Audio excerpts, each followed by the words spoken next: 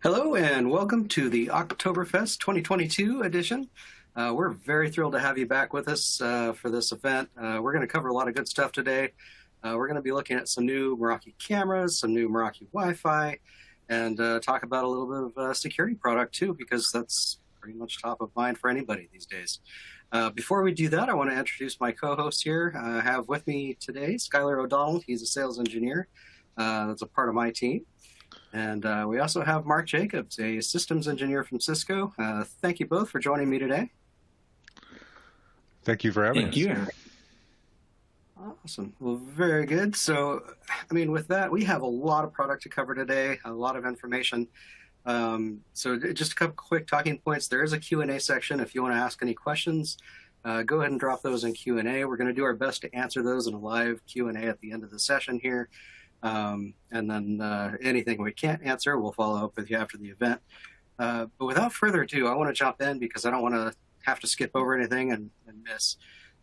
So we're going to jump into the Wi-Fi first. Skyler, tell us what's new with our access points here. Yeah, thank you, Aaron. I'm really excited about what's coming out and what's new. First, we're going to take a quick look at the indoor entry-level access points that have just been released. The first one you'll notice on the slide is the MR28.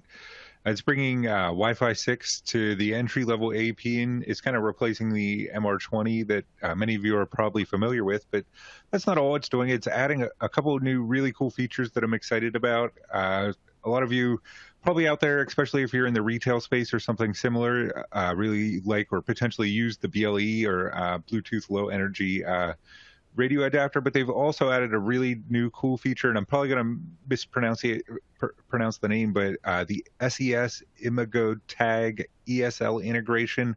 It's really cool, specifically out there for the retail space, allowing for electronic tagging and updating of your shelves and pricing, so you have real-time data and pricing out there and labeling on any of your shelves and products. It's really cool, and I'd be happy to talk to any of you about it should you want more information.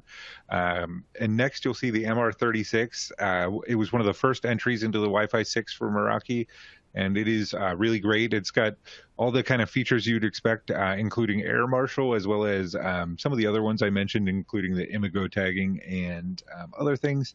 And then you'll see that Meraki has expanded into the 6E space as well, with a few different APs, the entry-level one being the CW9162. The CW stands for Converged Wireless, and I know Mark's going to talk about it a little more here at the end, but it adds an extended spectrum into the mix, which allows for a lot of flexibility, as well as all the great Meraki features. From there, we'll take a quick look at the outdoor APs too. There's been a lot of really great updates and options there as well. You'll see the MR78 has been added to the list and kind of brings the outdoor entry-level AP into the Wi-Fi 6 spectrum. It's really kind of a replacement for the MR70, which I know a lot of people have been asking us when it's going to get updated.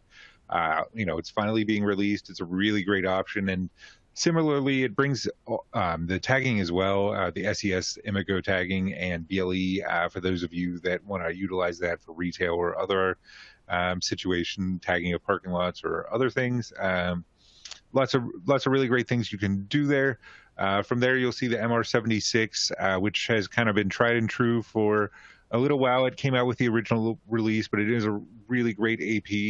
And then with the ability to use Air Marshal and the external APs, which they do come in quite a few different options, so you can really find something that'll work for any challenge that you might be facing out there. So Meraki is really kind of upgraded and kind of filled out their entire AP lineup.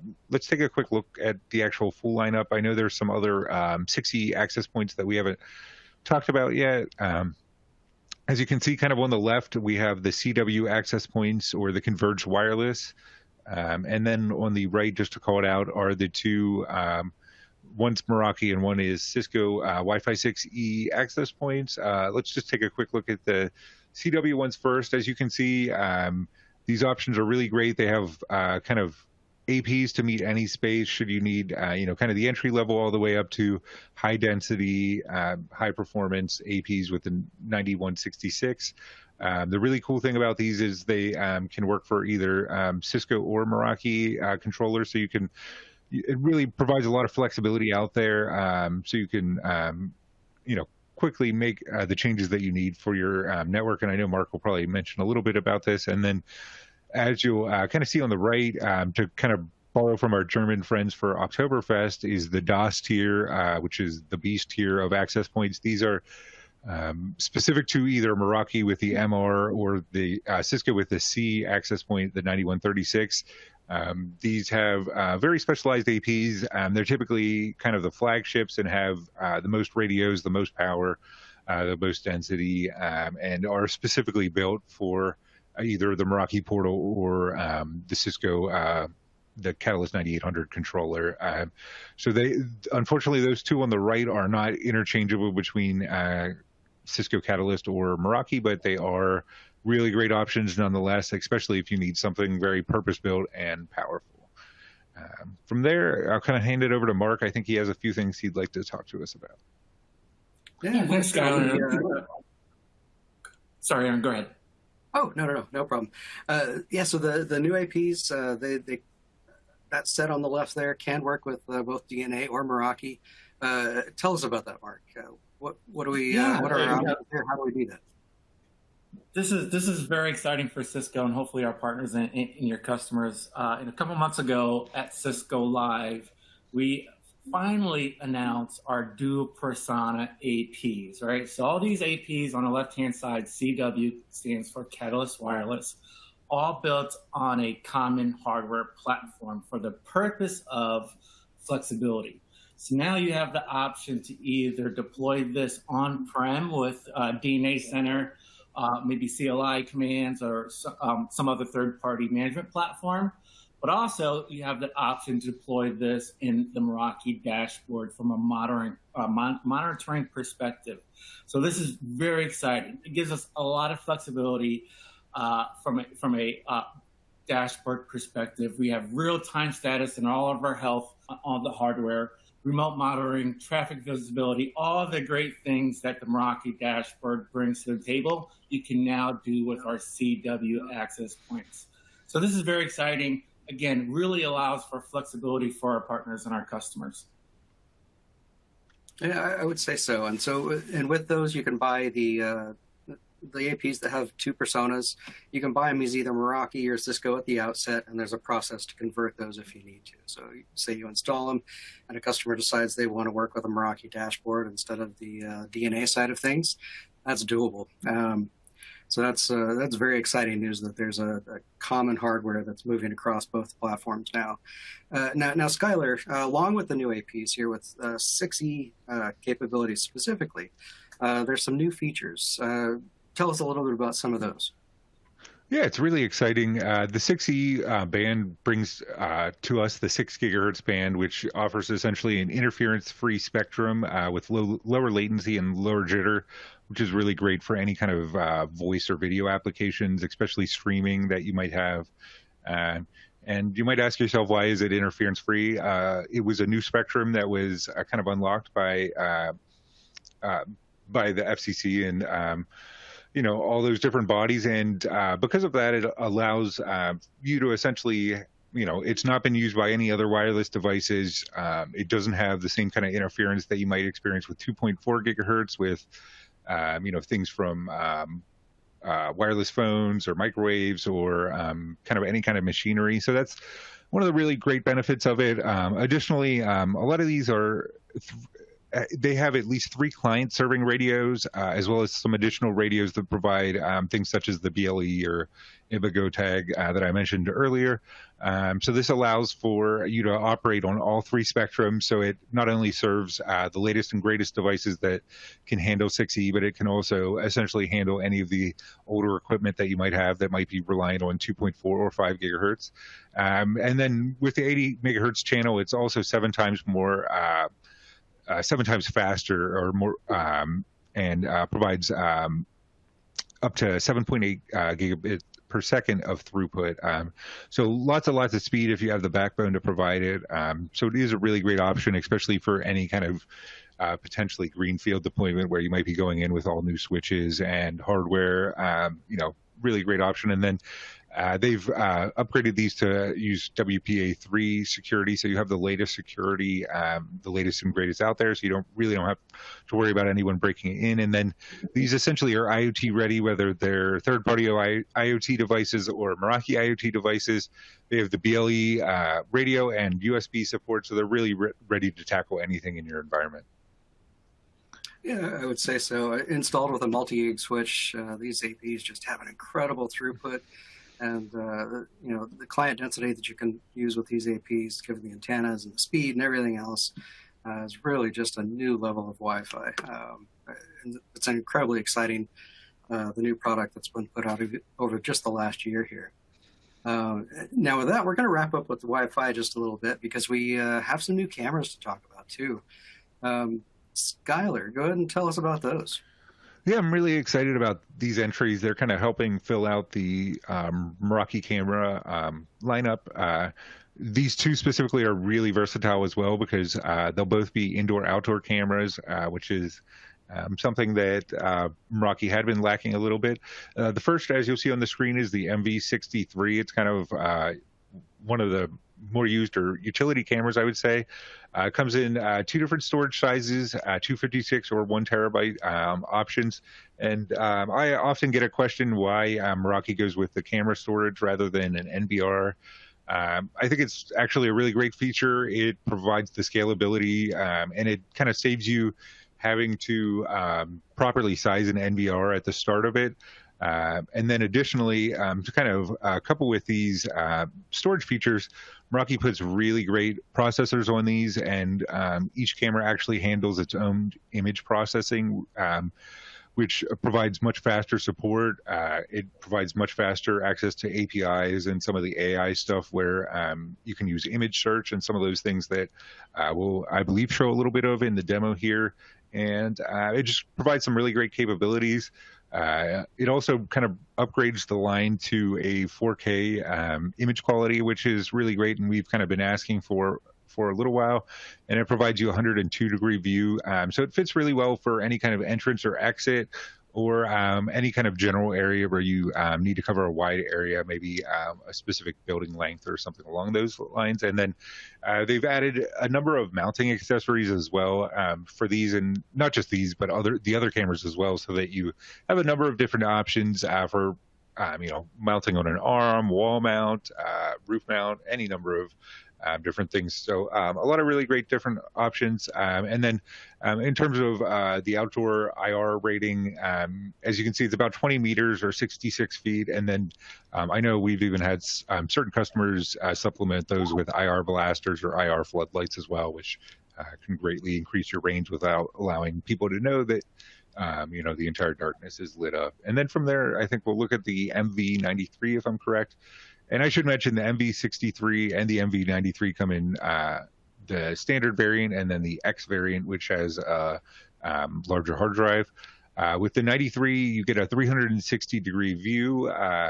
It uses a fisheye lens with up to 28 by 80 by 2880 resolution. And the Meraki AI uses D-Warp technology, which is really cool to provide view anywhere you need it around it. And then similarly, they have very similar night vision capabilities with up to 6 feet of outdoor night vision. These are really ideal for parking lots where you can cover, all around, mounted on a light, or any other location, or on building corners where traditionally you'd have to have multiple cameras and it was a little more difficult to get a complete view around the building. These really, really stand out there. And then kind of additionally, these have huge amount of mounting options. So lots of flexibility with both of these cameras. And you can really deploy them wherever is needed. I love that 360-degree camera. And the interface, you can look at it as the bubble view, if you want to be a fish in your environment. But more specifically, when you want to see a part of the room, you zoom into that. And as Skyler mentioned, de-warps everything. So it looks like you're just looking through a normal camera when you're looking at a specific corner of a room. It's really impressive. Now, Mark, too, along with that, we have some features. What are some of the new features that have been added to the cameras themselves? I think there's some new API hooks, some other good stuff you can do there. What's been happening on that side of things? Yeah, absolutely, Aaron. That's a great question and one of my most exciting topics. So, just like you said, right? So Meraki's really been improving their API functionality on their cameras, on the whole platform, on the whole stack, really. But really, the true differentiator in the cameras is all around APIs. So, with the cameras, they recently announced a couple new APIs. One big feature release on an API is object recognition. So with the built-in artificial intelligence and machine learning in the cameras, I can now program the camera to identify certain objects. For example, if I want the camera to identify bikes in a certain location, I can throw the measurements in a standard template, and it says, hey, every time I see this template, I know that's a bike. We had one developer develop facial recognitions, but took it a step further, set emotions for that face. So how many of my customers coming into my retail location are excited, happy, or maybe sad? And then based on that information, I can do certain different engagements with that persona. Another big API release, not really an API feature, but this is called a webhook. Webhooks are very similar to APIs, but made for web applications. So if you have web applications that need to talk to each other, the Meraki cameras are enabled with webhooks. So you can program your webhooks to get data from certain web applications or send data to another web application and make business outcomes from the data that you're getting from this camera. So I can speak all day on APIs. As a old school network engineer, APIs is new to me, but I'm really picking up my game because a lot of this infrastructure and our network equipment is going into API, and really how to get the most out of this equipment is with APIs. So highly recommend to look at all the features in the Meraki platform when it comes to APIs. Yeah, APIs are an exciting addition to Meraki overall, and it's across the whole Cisco product line. I specialize in collab, and there's so much that you can do on that side of things. But even with Meraki, if you set up, maybe a common setting that you want to have for a customer, there's an API there to distribute that out to new equipment that you bought for them. It's just incredible what you can do with it. Now it's right down to camera level and Meraki sensors level, so you can combine all those things into one incredible interface to run your environment. But now, with the new cameras and everything, we have some great ways to look at the footage too, and actually several ways to go about doing that. Skyler, tell us about those. Yeah, I'm really excited about these, and I've had the pleasure of using a few of them recently, as you'll kind of see in the demo. So the Meraki dashboard, it's there. It's always been there to manage the cameras. It definitely, met everyone's needs. But, for those with, more physical security in mind, Meraki wanted to put something together where a security guard or someone else didn't necessarily have to navigate the dashboard, or had something that was more traditional or something they were used to, more like a video wall. So Meraki has developed a new portal that can be reached actually technically separately from the dashboard, but you can pretty freely and easily move back and forth, called Meraki Vision, or the just Vision. As you can kind of see by the slide, it's really clean looking, as with everything Meraki. I think they specifically say that it's built for physical security with video front and center. So it really focuses on allowing customizability, and allows you to create a video wall that you can cycle through really easily. It's very easy to use. You can actually have your IT team create the video walls in the dashboard, and then they will populate in the Vision portal, or vice versa. So lots of flexibility there. From there, we'll also look at the Meraki app. Unfortunately, I wasn't able to demo that with the time we had, but they did just recently add an update to it on both Android and iOS. It's essentially smart security in the palm of your hand. So you can create video walls on your either phone or tablet, and walk with them and have anything you need to easily investigate, alerts on-site, off-site, after hours, whenever you need them, quickly and efficiently without needing to log in or go through a number of different hoops to get to what you need as quickly as possible. It also allows your security guards or professionals to walk around and have everything they need right at their hand and not have to worry about missing something while they're out patrolling or something along those lines. And then finally, very recently, Meraki has created an Apple TV app for those that want just kind of a more public viewing monitor or something a little more customizable for their in-house or back-of-house deployments. It allows for up to 16 cameras per video wall, so lots of different options, and it just runs natively on the Apple TV. So really, really cool things Meraki is releasing, and they're really trying to supplement this product to kind of get you everything that you might potentially need to help out your customer. All right, thank you, Skyler. So a lot has been done there for the camera view and interface, and I really don't need to talk about it much more because we have the great demo that Skyler put together for us. So I'm going to kick that video live here, and we'll see on the other side of this. Welcome back for our next demo for the Solutions Lab. We're going to take a look at the different ways you can manage and view your Meraki cameras. First, we're going to begin with the Meraki dashboard, which is the traditional way to manage it. This is what you would see if you first entered your dashboard. I've already gone ahead and selected our network just to speed this along. This is a Cisco Meraki demo environment, but however, it is all live equipment. We just don't have the ability to make any configuration changes, but everything else is live about it and is exactly how you'd see it. For those of you that may be used to the Meraki dashboard, you may be wondering why this looks a little different. It is the new dashboard. Some of you may not have moved to it yet, so that might be why. But to begin, we're going to go to the cameras, and we'll start off with the camera section, which is pretty easy to navigate to. From here, it'll give you a list of a number of the cameras. From what you can tell right off here, unless you know exactly what you're looking for, it can be a little difficult to manage. That is why they've added some of these new features and ways to manage it. But that doesn't mean that the dashboard isn't still a great way to manage it, and it isn't packed with it.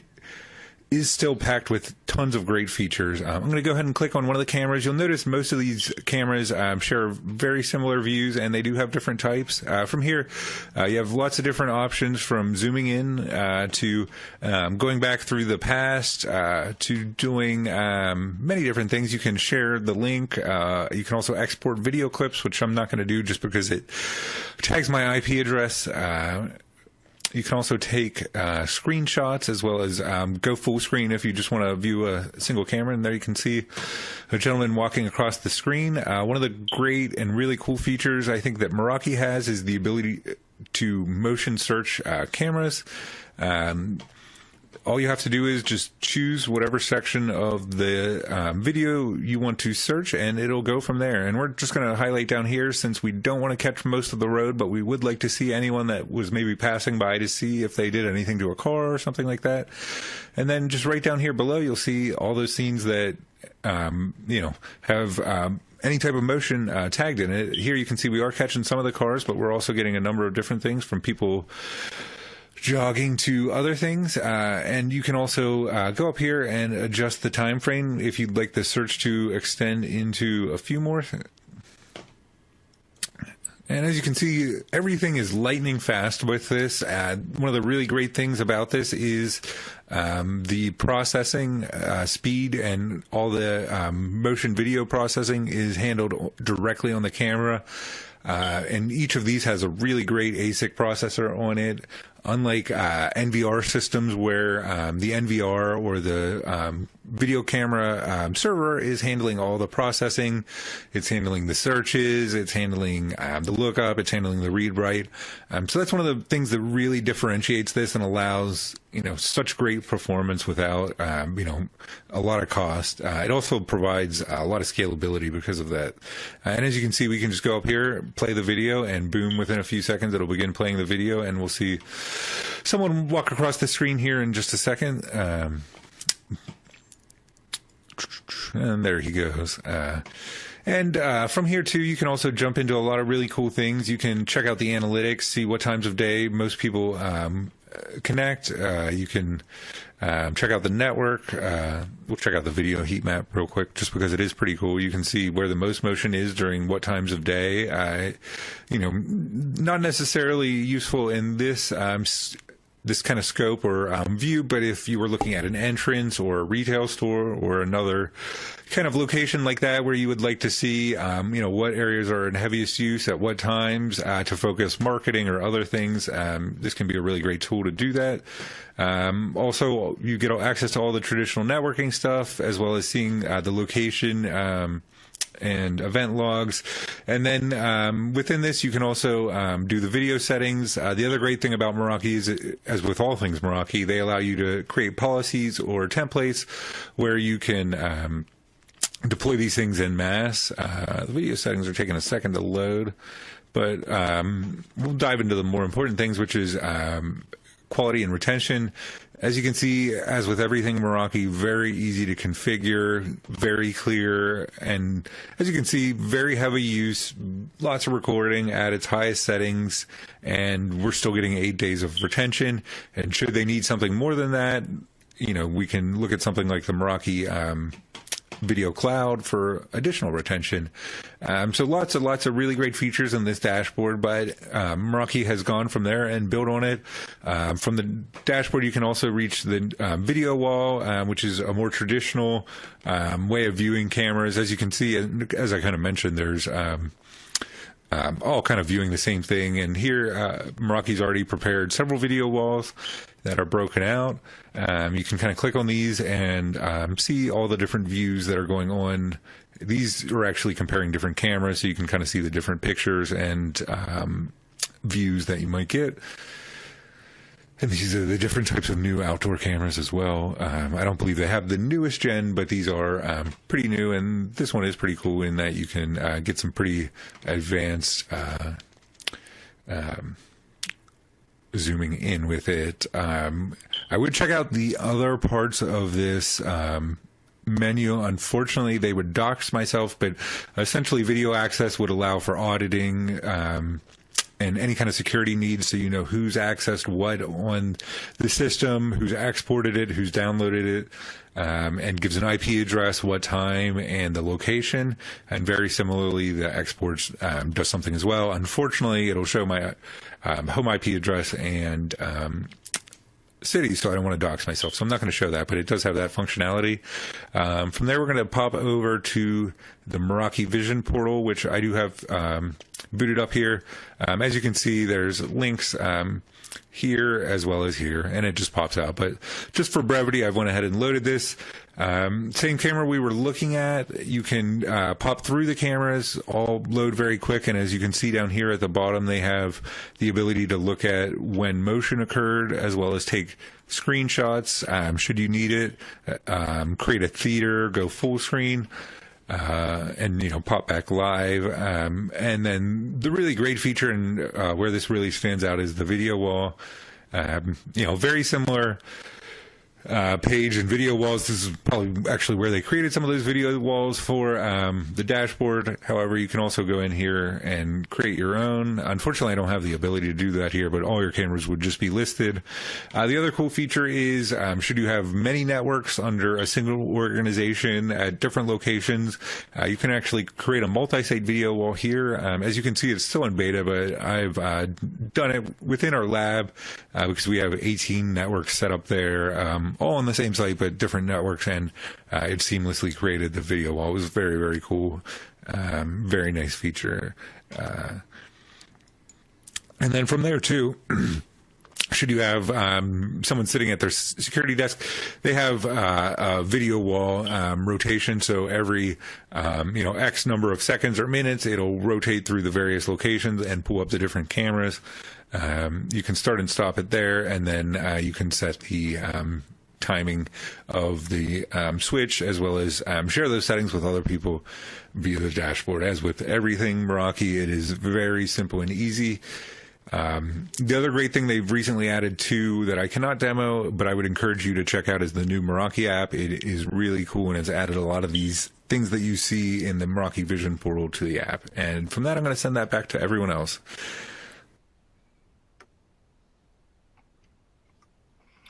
All right, so we have some really great ways to see the feeds from our cameras now. Not only has the technology in the cameras itself been improving for Meraki, but they're doing a lot of work on the back end to really refine that viewer portal. So if you have your security guys watching a specific area, there's just so much more that you can do now. They've had motion detection for a long time, so there's a lot of options there, but then they just keep adding on, so you can really combine things together.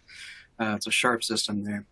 So now we're going to move on to another kind of security. We're going to take a look at Umbrella and the MX firewall devices. So maybe some of you are already selling MX firewalls, and there's another option there that we can add on, and that's with Umbrella. So the two of them can actually work together and help provide a little bit of extra protection to a given network. So you have your, the MX with the intrusion protection, malware, all that stuff. But then above and beyond that, we have Umbrella DNS protection. Mark, tell us what Umbrella DNS protection exactly is doing.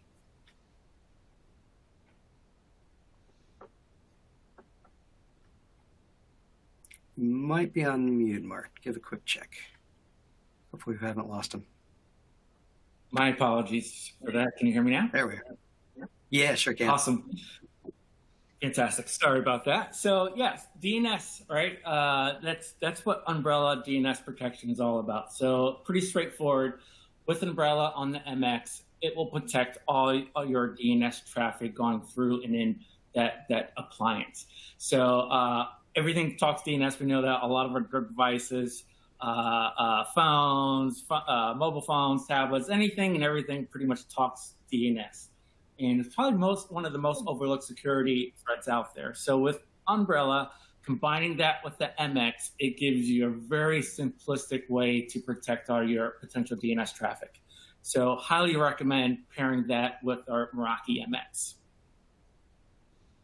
All right, sounds good. And now, Skyler, on the requirement side of things, when we're putting these together, Umbrella protects basically an endpoint. So when your user has a computer, we want to protect their traffic, but then we can also protect a whole network when we combine it with the MX. What's required to make that happen?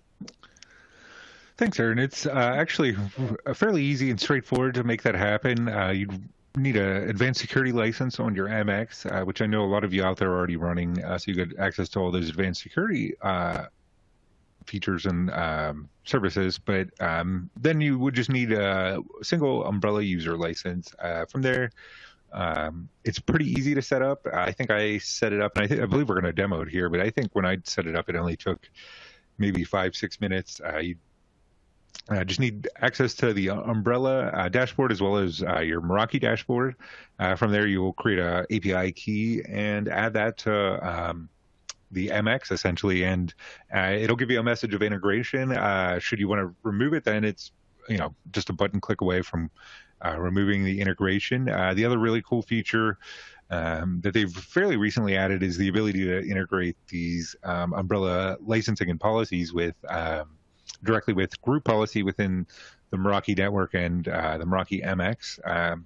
You can do entire groups or limit it to a single user should you have a bad actor on the network or someone that just wants to do stuff other than their job. You can just apply these and not have to punish everyone. So lots of granularity, but very easy to set up. It's entirely up to you how much you want to set up.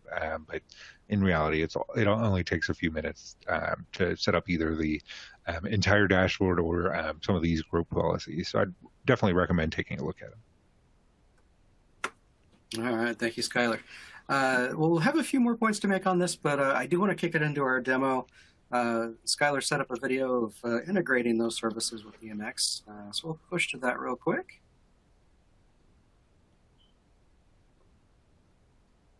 Hey everyone, and thank you for tuning in today.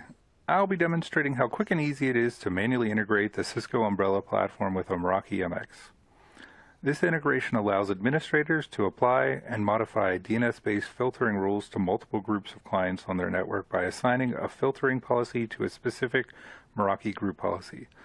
Once assigned, all DNS requests from clients included under that policy will be automatically redirected to Cisco's Umbrella DNS service where it will be checked against the appropriate policy configured for the network device in the dashboard.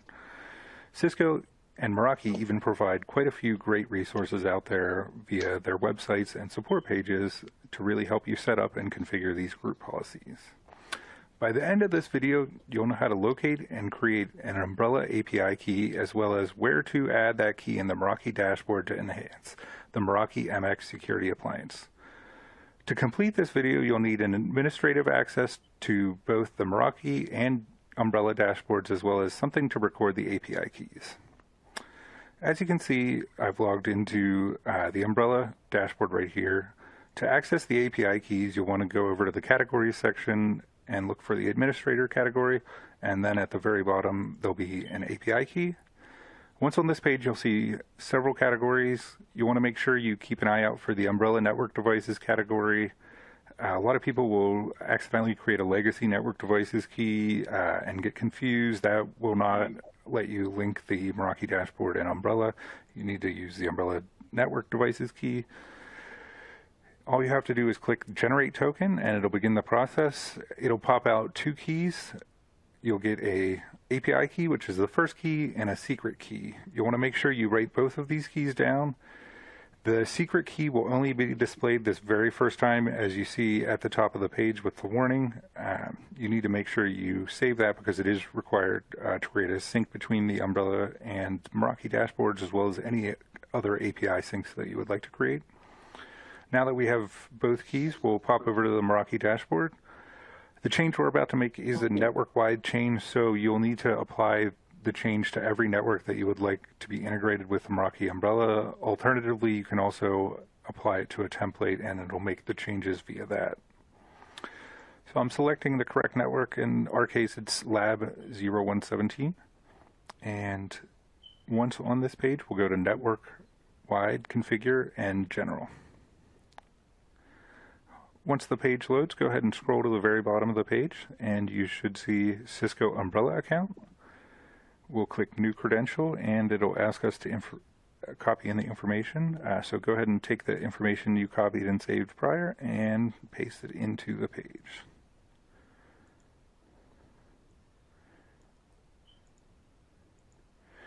And once that is properly in the page, go ahead and hit Save, and it should load the changes. It says the changes were saved, but I always like to double check and verify, so I go down to the bottom, and they are there. So you can see how quick and easy that really was. It's all set up and ready to go. You can go ahead and start configuring your group policies and various policies on Umbrella to handle your network. I really appreciate you guys tuning in to me today, and I hope you take time to check out all the rest of the things we have to offer. Have a great rest of your day. All right, so we have a little video there that was 3 minutes 40 seconds, and we managed to link those two pieces together. So incredibly simple setup and a really nice add-on. If you're looking for something beyond just the Meraki MX and the other products you're selling, some of those Cisco Cloud products integrate really well with this, and Umbrella specifically is designed to work with the MX devices for added protection. And speaking of easy, we've made a much easier way to purchase Umbrella itself. We now have the Cisco Cloud Marketplace. This is available to our American and Canadian customers. So through that, rather than going through the whole process of creating a deal, creating an Umbrella build and then a deal ID, getting the quotes from our teams, you don't have to do that anymore. You can go to the Cloud Marketplace. We have deal level pricing already loaded there. You can create your own quotes there. You can kick them out to your customers and place the order when they're ready to go. So it pulls out a lot of that back and forth that's there. And if you're interested, definitely talk to our cloud team. We also have a white glove service. So if this is something that you want to offer and open up to your customers, it can look like your store, but they can hop in and buy Umbrella and all the other products that we have available in the Cloud Marketplace as well. So you can pick and choose what they have available to them. And so that's something very special that we have through that marketplace. It simplifies purchasing your Microsoft, your Cisco, and all the other products that we have loaded up out there. Now with that, we want to get wrapped up here, and we're going to move into Q&A. Definitely add more Q&A questions. we'll kind of run through things here a little bit and then wrap up after we get through some of them. But I also want to mention too, stick around. Those that do through the end will be considered as a potential winner for one of those steins. They're very limited. We have a select number of them that we'll send out. And so after this event, we'll pick some lucky winners. We'll reach out, get some address from you to make sure we have everything current. With folks working from home, we definitely don't want to just send it out. So we'll touch base with you if you've won. But with that, let's move to Q&A. Skyler and Mark, thanks for the presentations there. That was wonderful. And now I'm going to barrage you with questions, and we'll see what comes out here. This is a fun one, actually. I kind of want to hear both of you talk about it. But Mark, let's go to you first. What does IoT ready mean to you?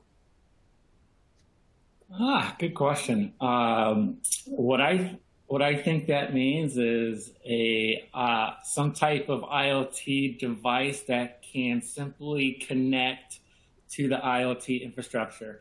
For example, I've seen some of our IoT sensors where you can scan a QR code and it automatically adds to your organization, right? So processes like that to easily add devices to a network and add security and management is an IoT-ready device, in my opinion.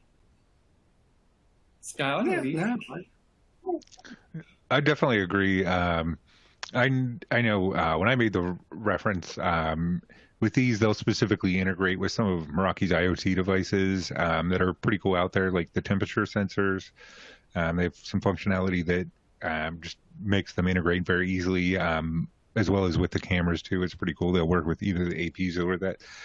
But in general, Cisco and Meraki have kind of looked forward to just kind of playing off what Mark says, kind of just general management and things like that. But Cisco has also provided some horsepower and ability to add storage to these APs as well, so that you can have kind of edge processing power, essentially, or IoT on the edge. So you can also offload some of these, some of the processing and certain things like that to these APs. Some of that would fall to a little more to the Cisco side and probably the CW converged wireless side. And is a little more advanced. I would require you to set up some containers and stuff, but they are ready and able to do that too, should you purchase the correct APs. Indeed. And there's a lot that's going on in that space, and especially with the APIs available and everything. There's so much that you can combine together. And one of them, I'm still very excited to see someone do some cool stuff with this, is the Meraki button. That came out over the last year as well as part of their sensors devices, but this is just a button. And you can program it to do what you want. And so I don't know if you need a trap door or a coffee maker activation, something like that. But I'm still excited to see what people use that button for. It's there, it's available, and it's kind of one of those fun little add-ons that we have. Now, Skyler, I'll bounce back to you on this one. Does Meraki hardware stop working or go offline when the subscription ends?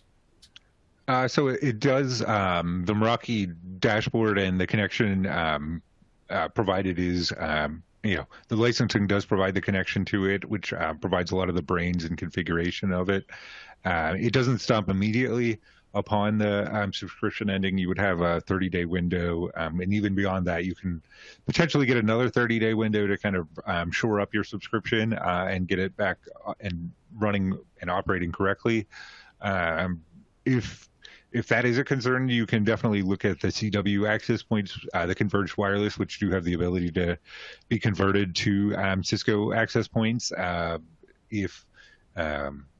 If you did that, you technically wouldn't need licensing should your controller that you would be connecting it to already have enough. But, they do provide you a lot of flexibility should that be an issue. But, you definitely need a license to connect and continue to maintain connection to the Meraki dashboard. All right. Mark, we'll push over to you this time. Are there any limitations to mixing 6E APs with the older models? Oh, that's a really good question. Yes, there's some big differences between Wi-Fi 6 and Wi-Fi 6E. The biggest difference is Wi-Fi 6 is backwards compatible with the previous Wi-Fi standards, and Wi-Fi 6E is not. So a perfect example of kind of mixing 6 and 6E access points is, let's say your IoT device is all, 6E compatible, and then your typical bandwidth and your user bandwidth wants to be on Wi-Fi 6. That's a typical scenario. So all the traffic from your laptops, like clients, are going on 6, and then 6E, kind of think of it as a fast lane, right, for those devices. 6E will do only those devices that are 6E compatible. So there are some limitations, but also some big benefits. So definitely take that with a grain of salt, but just kind of be aware of the differences in features. Okay, yeah, good point. So you can put them on the same network, but you may not get the same features across the board just because the 6Es are a newer technology, for sure. Now, one thing that we've seen in technology just across the board, this is a good question. I think we get it every time now, is that there's a chip shortage. We've seen shortages on stuff. Skyler, I know you're tracking kind of on a weekly basis how things are doing. We have a question about switches, in particular the MS120, but what's the trend that you're seeing right now across the Meraki product line? Of course, happy to help. Yeah, if any of you are asking about Meraki alternatives, the person you're asking is probably asking me if they're working for D&H, so I'm definitely the person to ask. Typically across the board, we're seeing definitely a reduction in most of the lead times, so they're coming down. Certainly, some of the highest end and some of the entry level switches still have longer lead times. So certain models of the MS120, specifically, typically the PoE ones have longer lead times. So if you are looking for a smaller one or a certain port count, and do you only want that kind of series of switch, I would suggest that you potentially look at some of the other PoE options and assess what you actually need, or if a PoE injector might be a good fit. A lot of the MS210s, 225s, 250s, 350s, those are kind of the sweet spot where you'll see kind of 1 day or a month lead time. Really, those kind of unheard of lead times in this climate. So there definitely is stock. It just kind of depends what you're willing to spend and what you're looking for. And then just to kind of touch on the others, certainly the cameras, some of those do have a little longer lead times, but there's options, and the new entries that we talked about today, the 63 and the 93, definitely have really short lead times. And then wireless, lots of really great options, specifically on the Meraki side, the converged wireless typically will have a 1 day or less than a month lead time. So they're a really great option and a really great way to deploy 6E out there. Yeah, we've seen a lot of improvement on that product line, especially with the new devices. They're coming out shipping. And then someone else just asked a question too on the Meraki firewall devices. I know we've seen some improvement there. What have you seen with that line lately? Yeah, so definitely on the higher end, the MS, I think 95 and above, you'll typically get pretty low lead times, a month or lower. Typically right now, the 85, 75, and the 67 are kind of higher lead times. I'd look at potentially deploying a MX68 if possible, which is just a 67 with a switch built in, or potentially looking at one of the options with wireless or cellular built in. They add failover potentially, and the wireless is typically only a slight upgrade cost, and they almost always have shorter or single digit lead times. At least on the 68 side. And, if you have a Meraki wireless network deployed, you can always just disable the wireless on the MX. But that's kind of what I would look at. Unfortunately, kind of the 75 and 85 still have a little longer, but they are definitely improving. I haven't gotten to put out this week's alternative sheet yet this week, but from what I've seen, everything is starting to look really good, and I think it's going to continue. Yeah, absolutely. It's been improving across the board. If you do have specific questions about that, specific devices, we have our sales teams available to help you with that. On the U.S. side, Cisco specialist at dnh.com. You can reach out to them, get a current ETA. In Canada, it's Cisco Team CA at dnh.com. and likewise, they can help you as well. So we can look at alternatives. We can look at the devices that are available, how long it'll take to get in. So there's a lot of that we can do with planning there. Our website doesn't necessarily reflect the factory direct shipment times. We try and update that on a regular basis, but it's not the most up to date. If you have access to Cisco CCW, they've done a lot of work to improve the ETA reality times on CCW, but then also we can kind of check things in the background and see what's going on. So definitely reach out to our teams if there's something you're specifically looking for, and we're happy to do that. The Cisco Go product too, which if you're just doing a very small space, we actually have those in D&H stock. It's the one Meraki product that we can actually bring them in and sell them through same day. And we've actually seen a good clip of increase in sales there. They don't blend with the other Meraki products. You can't manage them together, but as their own product from a mobile device, you can manage those products. So in a pinch for a very simple installation, that's a great option too. Let's see here. I think we had, Mark, let me ask you about this one here. So the CW access points, we have the personas where they can be Meraki or DNA. Is there a difference in management, and is there feature parity between the two? What's that look like with the same AP on two different management platforms? Yeah, great question. So what we ask is that you, when you initially buy the CW AP, you buy the persona license that is intended for. So if you know that, from the jump that CW AP is going onto a Meraki infrastructure, Meraki platform, then you want to buy the Meraki persona license. And same thing for a DNA center. So if you want to manage it on-prem, then you'll purchase the DNA license for that persona. Not to say these are not interchangeable, right? So you can go from a Meraki persona to a DNA and DNA persona to Meraki, but it is not feature parity. So currently today, when you do add a CW AP, it is monitoring only. There is some basic troubleshooting steps like pinging and port cycling, but it's very, very basic. There is more management and troubleshooting features coming down the road, but as of today is mainly used for a monitoring perspective. So just keep that in mind. You want to buy the license that hardware is initially intended for. Is the most simplest way I can explain it. How was that, Aaron? Absolutely. Yep. Perfect. It'll just save a lot of headache to get the right one at the outset, so you should have to deal with anything. But if the customer does want to switch, that is doable. Mark, it looks like you have another thought here. Oh, one thing that I forgot to mention that's pretty important. So if you do have a current CW access point today that's on a DNA license, what Meraki is doing for a short amount of time to get all these APs onboarded, the DNA license will count for a Meraki license. So you don't have to repurchase your Meraki license. Your current DNA license, Premier and Advantage, will definitely include free migration over to Meraki, no cost. All right, and if you want to get started today, Skyler did show it on his demo. In your organization settings, you can turn on early access dashboard, Meraki dashboard. So that will give you the new look and feel of what the Meraki dashboard is going to look like. And then go ahead and start transferring over some APs to get what the monitoring looks like from a management perspective. Yeah, absolutely. Perfectly explained there.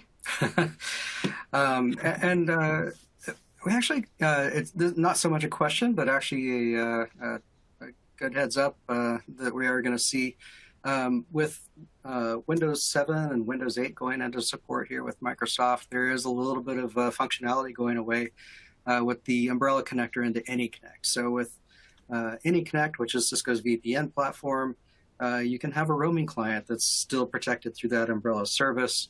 On Windows 7 and 8, that's going to go away in early 2023. So you do want to get those computers updated to a higher level of Windows, and that roaming client will continue to work if you're updated on those systems. But the older systems, it's the time is coming to get that Windows updated and working there. Well, let's see. I think we ran through all the questions. Oh, nope. Here's one more. All right. Let's see. Skyler, let's kick this over to you. We've seen this every once in a while. If a client orders an incorrect MR or MX license, they've been told they can't return and replace the license. What's the procedure there if for some reason someone just accidentally orders the wrong license for a device? Yeah, so the best bet would probably be to reach out to us to try to work through it and get an RMA credit. There were some changes made in January to how that works, and depending on how, if the order's already shipped and things like that, there's a few things that you might need to go through. Otherwise, if it's a license only and you accidentally order the wrong one, there is an RMA request form. I believe it is on the dashboard. If not, it is available via Meraki, and there's a good RMA document that goes over everything specifically. But essentially, you have with licenses 30 days within the purchase to return that, and otherwise there'll have to be some potential exceptions and things like that. And going through things. But yeah, essentially, there were some changes to that return policy. I would definitely reach out to the Cisco specialist or the Cisco Team CA if you have questions about that and how it works.